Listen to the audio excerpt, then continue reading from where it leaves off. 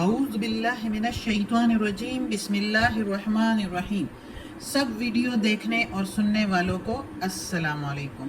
ہمارے چینل کے پیارے ویورز، آج ہم تلاوت کریں گے سورہ انفال کی آیت نمبر 29 اور 30، یعنی کہ آیت نمبر 29 and 30 انشاءاللہ تلاوت کریں گے ترجمہ کے ساتھ اور تفسیر کے ساتھ۔ تو چلیں شروع کرتے ہیں آج کا سبق، لیکن شروع کرنے سے پہلے چینل کو سبسکرائب کریں، بیل نوٹیفیکیشن کو آن کریں تاکہ اگلی ویڈیو آپ کو آسانی سے ملتی رہے، اور ہو سکے تو شیئر بھی کریں تاکہ زیادہ سے زیادہ لوگ دیکھیں، آپ کو بھی ثواب ملے اور مجھے بھی۔ تو چلیں اب شروع کرتے ہیں آج کا سبق۔ اعوذ باللہ من الشیطان الرجیم بسم اللہ الرحمن الرحیم۔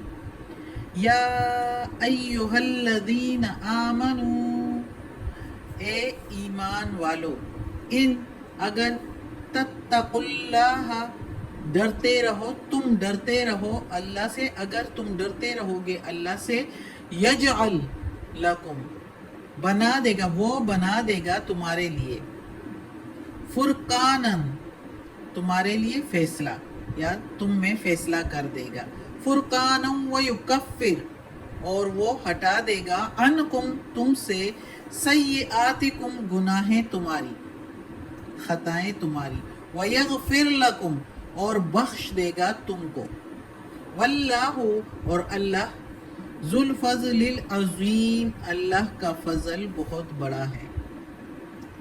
اب اس آیت میں اللہ تعالیٰ کہتا ہے کہ ایمان والوں کو، یہ اب جنگ بدر کا قصہ ہوتا چلا آ رہا ہے، اب ادھر اللہ تعالیٰ مزید مسلمانوں کو تسلی دے رہا ہے کہ اے ایمان والو، اگر تم ڈرتے رہے اللہ سے اور اللہ کے احکامات کے مطابق زندگی گزارتے رہے اور گناہوں سے بچتے رہے، تو اللہ وہ دن بھی لے آئے گا جو تم میں اور ان میں فیصلہ کر دے گا، یعنی جو کافر ہے ان میں اور تم میں فیصلہ کر دے گا اور تم کو ہی حکمرانی دے گا۔ جس طرح مکہ فتح ہوا اور مسلمان جو ہجرت کر کے مدینہ آ چکے تھے، ان کو اپنا گھر بار سب کچھ واپس مل گیا، تو اللہ تعالیٰ کی مہربانی سے ہی کہ انہوں نے حق کا ساتھ دیا، مسلمانوں نے اللہ کے احکامات کے مطابق زندگی گزاری، اللہ کو ایک مانا، توحید پر رہے اور بچتے رہے، تو اللہ تعالیٰ نے ادھر کہا کہ اگر تم بچتے رہے تو فیصلہ کر دے گا، جس طرح فیصلہ کر بھی دیا جنگ بدر میں۔ بہت مسلمان، جس طرح ہم نے پچھلے سبق میں بھی پڑھا تھا اور میں نے تفسیر میں بتایا تھا کہ جو نو مسلم تھے، نئے نئے مسلم تھے، مسلمان تھے، اور ان کے جو ذرا کچے پکے مسلمان تھے، تو ان کے دلوں میں یہ بات آ جاتی تھی کہ یہ جنگ بدر جو تھی یہ ایک اتفاقی جیت تھی، کہ اتنے قلیل تعداد میں تھے اور وہ جیت گئے اتنے بڑے بڑے جنگجوؤں سے، تو وہ سمجھ رہے تھے کہ یہ ایک اتفاقی جیت تھی، فتح۔ تو اس وجہ سے اللہ تعالیٰ نے ان کو کہا کہ اللہ تمہارے ساتھ ہے، اب ہمیشہ سے جیت تم لوگوں کو ملے گی، اور تمہارے لیے اللہ فیصلہ کر دے گا تم میں اور ان میں، دنیا میں بھی اور آخرت میں بھی۔ آخرت میں تو فیصلہ ہونا ہی ہونا ہے، حساب کتاب ہوگا، پھر سارے کافر یہی کہیں گے کہ کاش، ہائے کاش ہم ادھر ہی مان جاتے اور پیغمبروں کی بات مان جاتے اور ایمان لے آتے، تو اب یہ برا وقت نہ دیکھنا پڑتا، یہ دوزخ نہ دیکھنا پڑتا، پھر یہی کہیں گے۔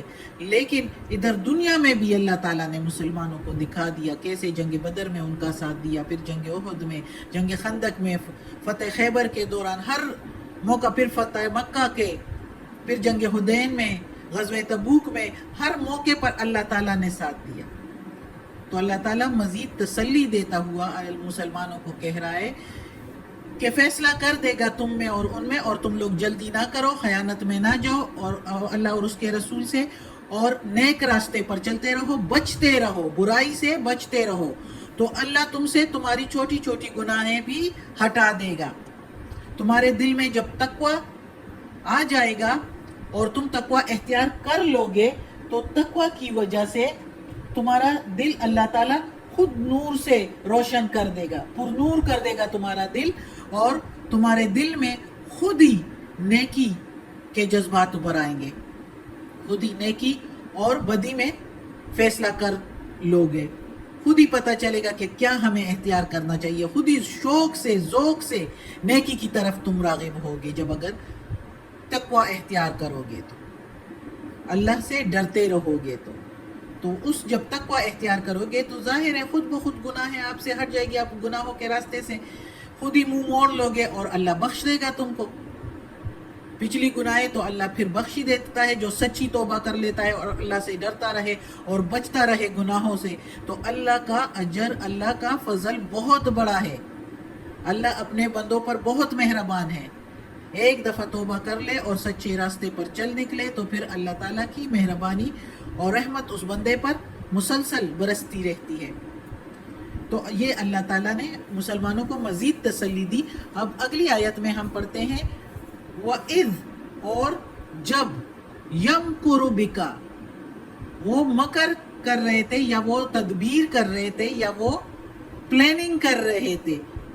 यमकुरु बिकल्लदीना, वो जो प्लानिंग कर रहे थे वो जो कफरू, काफिर हैं, लियुस्बितूका, ताकि ठहरा दे तुझको या कैद कर दे तुझको, और यक्तुलूका, या कत्ल कर दे तुझको, यानी मार दे तुझको। नऊज़ुबिल्लाह, मोहम्मद सल्लल्लाहु अलैहि वसल्लम के बारे में कह रहे हैं। अल्लाह ताला कहता है कि वो जो काफिर लोग हैं वो प्लानिंग कर रहे हैं, वो तदबीर कर रहे हैं, वो मकर कर रहे हैं, वो दाव कर रहे हैं। कुछ भी इसी मकर के लिए यूज़ हम कर सकते हैं, ये सारे इसके मीनिंग है। तदबीर करना उर्दू में कहते हैं, दाव करना या मकर भी हम कह सकते हैं।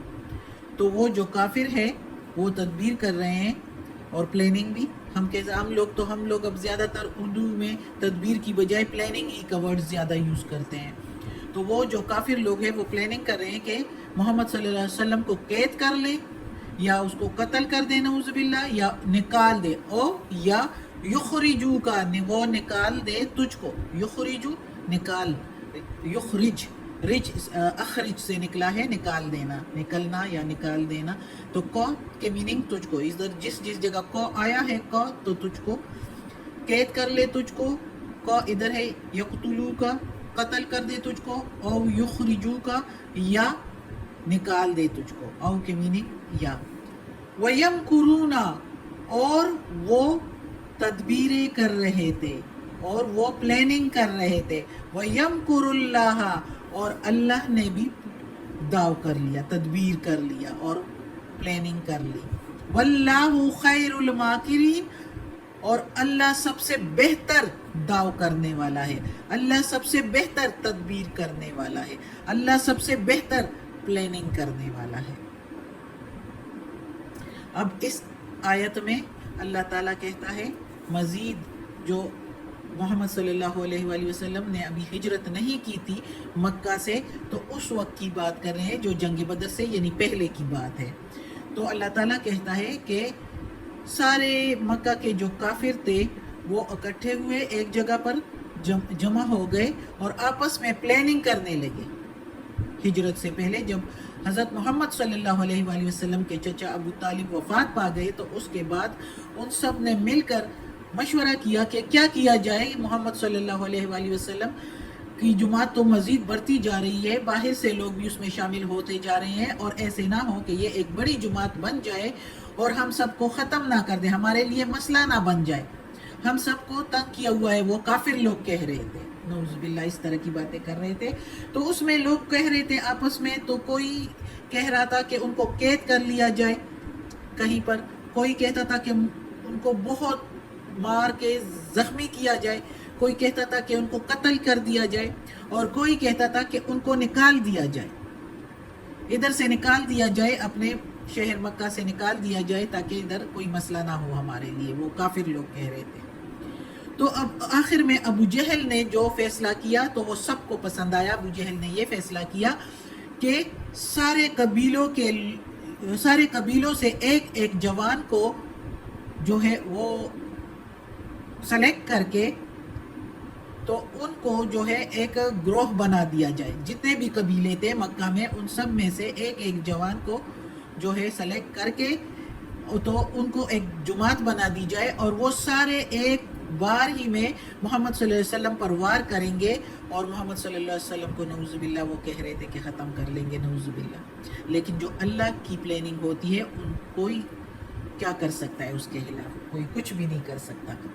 تو ابو جہل کی یہ بات، اور یہ اس لیے بھی کہ محمد صلی اللہ علیہ وآلہ وسلم بنی ہاشم کے قبیلے سے تعلق رکھتے تھے، تو وہ کہتے تھے کہ سارے قبیلوں سے ایک ایک جوان جو ہے سلیکٹ کیا جائے، تاکہ کل کو بنی ہاشم جو ہے وہ بدلہ لینے کے لیے کسی ایک پر جو ہے وہ ان سے بدلہ نہ لے سکے. سارے قبیلوں سے تو وہ مقابلہ نہ کر سکتے، اور ساروں کو تو وہ مار نہ سکتے بدلے میں. تو کہتے ہیں کہ اس طرح وہ دیت لینے پر مجبور ہو جائے گا، اور جو ہے قتل نہیں کر سکے گا کسی کو، کسی پر بھی قتل کا دعویٰ نہیں آ سکے گا، کیونکہ سب نے مل کر کیا ہوگا سارے قبیلوں نے. کس طرح اس نے، ابو جہل نے کس طریقے سے یہ پلاننگ کی، کیسے سوچ کے، اس کی غلیظ سوچ، جس طرح اس نے یہ پلاننگ کی، اسی طرح اللہ تعالیٰ نے اس کو جنگ بدر میں 2 چھوٹے بچوں کے ہاتھوں مار دیا. ایسی ذلیل موت اس کو دی اللہ تعالیٰ نے. تو وہ اللہ تعالیٰ کہتا ہے کہ وہ پلاننگ کر رہے تھے، لیکن اللہ نے بھی پلاننگ کی. اللہ تعالیٰ نے اپنے فرشتے کے ذریعے محمد صلی اللہ علیہ وآلہ وسلم کو پیغام بھیجا، اور محمد صلی اللہ علیہ وسلم نے محمد صلی اللہ علیہ وسلم سے کہا، فرشتے نے، کہ علی رضی اللہ تعالیٰ عنہ کو اپنے بستر پر لٹا دو اور خود نکل جاؤ. اور محمد صلی اللہ علیہ وآلہ وسلم نے اسی طرح کیا. حضرت علی رضی اللہ تعالیٰ عنہ کو اپنے بستر پر لٹا دیا اور خود گھر سے باہر نکلے. باہر سارے وہ گروہ جمع تھا، وہ جماعت کھڑی تھی کہ محمد صلی اللہ علیہ وسلم نکلیں گے تو ہم اس پر وار کریں گے یک لخت سارے. لیکن محمد صلی اللہ علیہ وآلہ وسلم نے ایک مٹھی بھر ہاک لی اور ان کی طرف پھینک دیا، اور ان کو محمد صلی اللہ علیہ وآلہ وسلم نظر ہی نہیں آئے، اور وہ نکل گئے اور ہجرت کر گئے مدینہ کو حضرت ابوبکر صدیق رضی اللہ عنہ کے ہمراہ کے ساتھ. تو اللہ تعالیٰ نے کس طرح دعو کیا، کس طرح لطیف بہترین پلاننگ کی، اور محمد صلی اللہ علیہ وآلہ وسلم کو ان کے درمیان سے ہی نکال دیا، اور ان کو پتہ بھی نہیں چلا، اور ان میں سے کوئی بھی، نہ حضرت علی رضی اللہ تعالیٰ عنہ کا اور نہ محمد صلی اللہ علیہ وآلہ وسلم کا بال بھی بیگا نہیں کر سکے، کچھ بھی نہ کر سکے، اور اسی طرح حیران اور پریشان ادھر ہی رہ گئے. ان کا وہ داؤ دھرے کا دھرا ہی رہ گیا، اور محمد صلی اللہ علیہ وسلم مدینہ ہجرت کر گئے اور مدینہ کے سردار بن گئے. صدق اللہ العظیم. آج کا سبق ختم ہوتا ہے. اللہ ہمیں توفیق دے اس قرآن مجید کا ترجمہ مکمل کرنے کی اور اس پر عمل کرنے کی توفیق دے. یا اللہ، یا رب العالمین، یا مالک یوم الدین، یا علی کل شیء قدیر. یا اللہ ہمیں اپنے نیک اور صالح لوگوں میں شامل کر دے. یا پروردگار، یا رب العالمین، یہ قرآن مجید کی تلاوت کی ہے، اس کے زیر زبر پیش میں، اس کے تلفظ میں، اس کے ترجمہ تفسیر میں کوئی غلطی ہوئی ہو تو یا اللہ معاف کر دینا. تو معاف کرنے والا مہربان ہے، غفور و رحیم ہے، رحمان و رحیم ہے. یا اللہ ہمیں عافیت والے معاملات دے، ہماری بیماریاں، تکالیف، پریشانیاں اور برائیاں ہم سے دور کر دیں. آمین ثم آمین.